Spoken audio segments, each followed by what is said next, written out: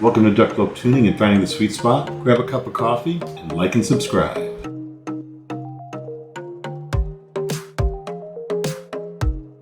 And welcome back to DucBloke Tuning, Finding the Sweet Spot. Today we have the Forte Ears Macbeth in the house. Is this a tragedy? I think not. We may have a new king. So let's go through the Macbeth. And first I'd like to give a shout out to Geek, Brotherhood of Audiophiles. I belong to this group on Facebook.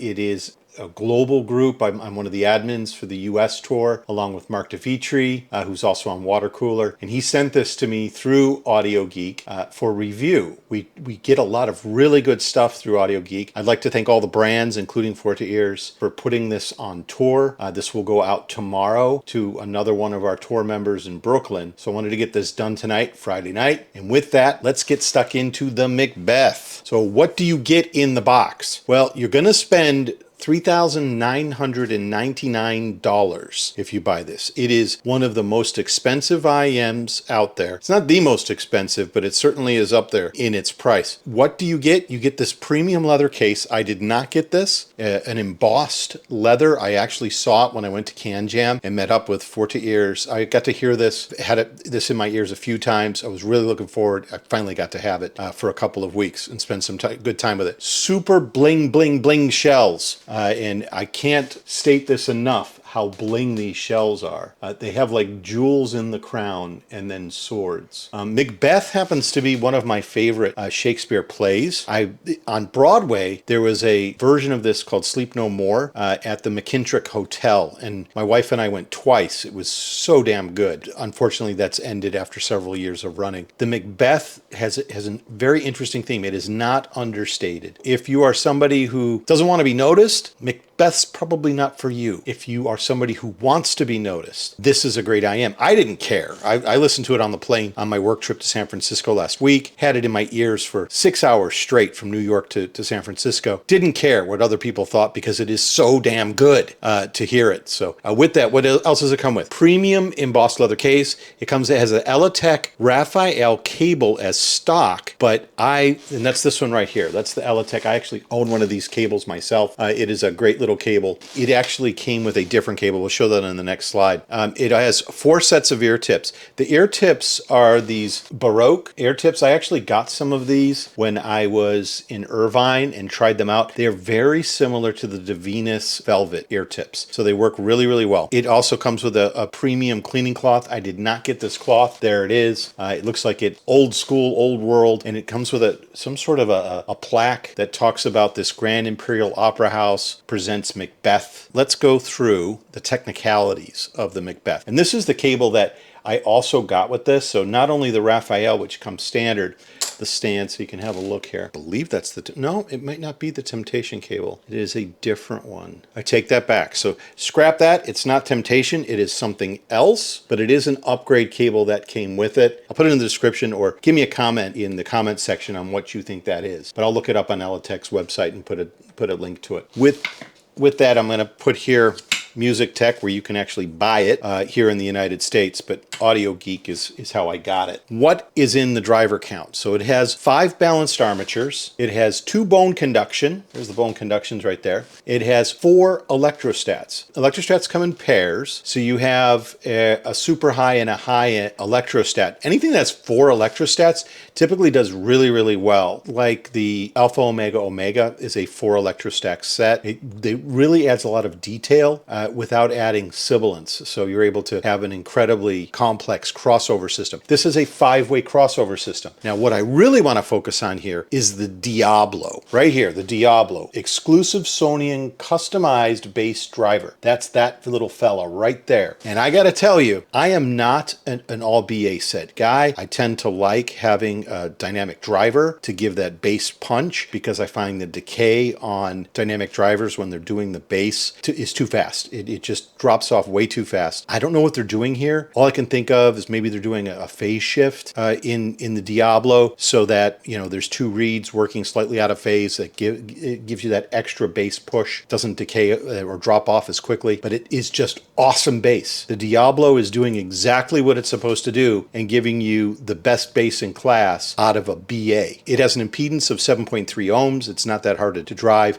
Usually when you have this many devices in a passive crossover, a 5-way passive crossover, it will drop that impedance down. So that's why it's a 7.3, not that hard to drive. Sensitivity 104 ohms, and the frequency range, no one hears out to 45 kilohertz. Anyway, here's the graph. If you go to DucBloke.Squig.Link, you'll find this graph is up on the site. Here is the bass region. You can see that I like to have bass over treble, and the only peak I have here that makes the treble over the bass is here at about almost 5,000 kilohertz. Otherwise, it is bass over treble, and it does have quite a bit of bass.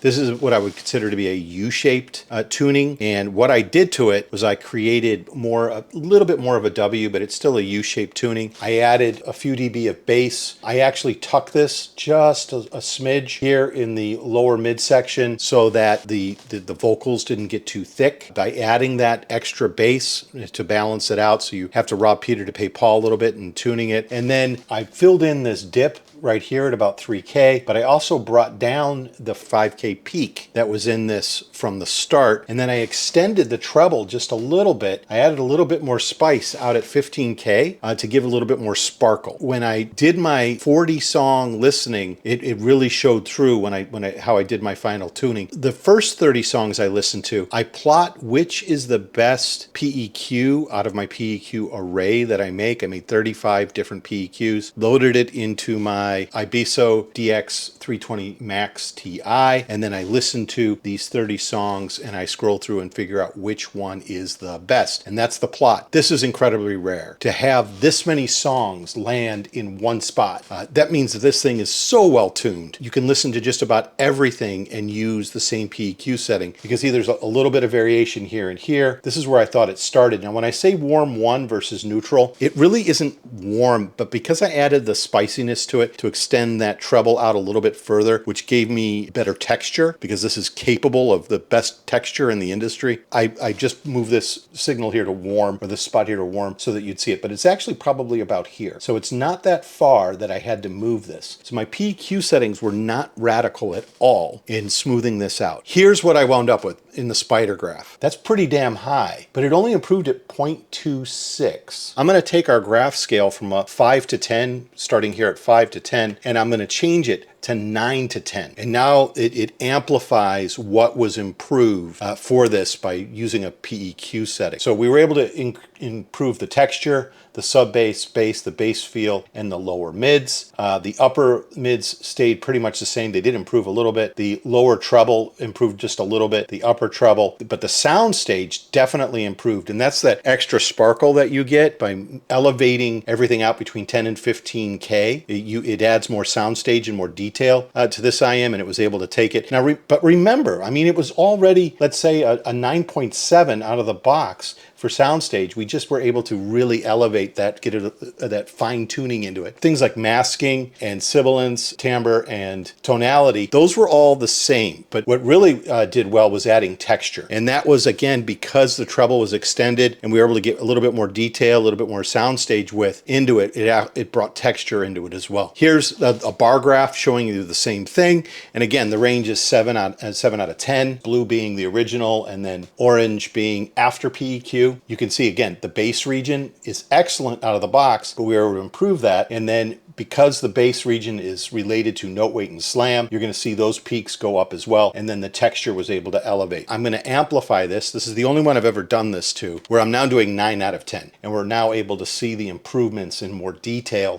within the bar graph. I want to show you some of the songs that I listened to in my 40 song list. show you what I mean by robbing Peter to pay Paul. So sometimes you need to take a bit of something to make everything else elevate. And what I mean by that is, here's your score on Paul Weller's Above the Clouds, song number 16. Before, you've got your bass here at 9, 9.5, 9.5, your lower mids at 9.5, upper mids 9.5, you get a treble of 10, and so on. But your sibilance was a 10 out of the box. By adding a little bit more spiciness in that treble region, I turned this just slightly sibilant, 9.5. You wouldn't even notice it if you were listening to tracks, but you really have to listen to a track that has a lot of sibilance for it to start to stand out. And by doing that, I was able to get everything else that was originally a 9 and a 9.5 up to a 10. So I robbed a little bit of Peter here to pay Paul, and it went from a 9.676 to a 9.912 on that one song. Same thing here on Margaret on a Guillotine by Morrissey, Fire in Cairo by The Cure. Same thing with The Caterpillar from The Cure, Don't You Want Me, the rest of these three right here.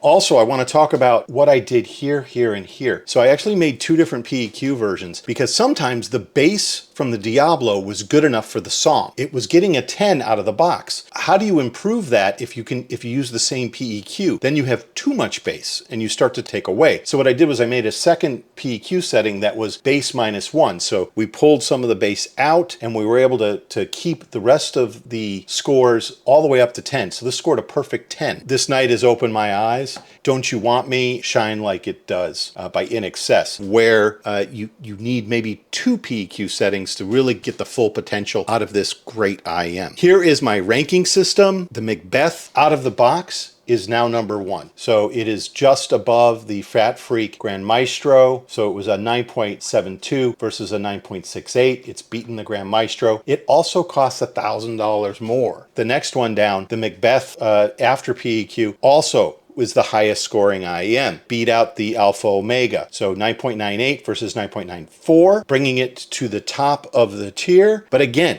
it is $3,900. It is $1,200 more. So if it is worth it to you to spend that much more to gain a little bit of performance, and there's a lot of people out there who will do it, this is the best IEM I've gotten to spend time with. I have listened to the PMG Apex SE. I do think that that's probably the best IEM on the planet. I haven't had a chance to actually put it in my ranking system. If somebody wants to lend that to me, feel free to contact me, and I'm happy to put it into the ranking system as well. With that, Macbeth. The king is dead. Long live the king. This is the new king, at least on my desk. Thank you again to Geek World. If you want to buy this, go to, and I'll put it in the description, Music Tech. They stock this out of New Jersey. Andrew's a great guy. Audio Geek, again, thank you to Sandeep and Mark DeVitri for getting this out to me. It is off to you, Rich, tomorrow. Like and subscribe the channel. We're growing. If you own the Macbeth, contact me. I will send you the PEQ settings. I'd love to hear your feedback on what I've done with it. Again, it's very subtle. Please like and subscribe, give comments. With that, DucBloke out. Thank you for visiting DucBloke Tuning and finding the sweet spot. Your comments are very much appreciated. I'll try to respond as quickly as possible. Share the PEQ settings with you if you own these particular IEMs or if you plan on purchasing them to maximize your investment. Again, thank you so much for supporting the project.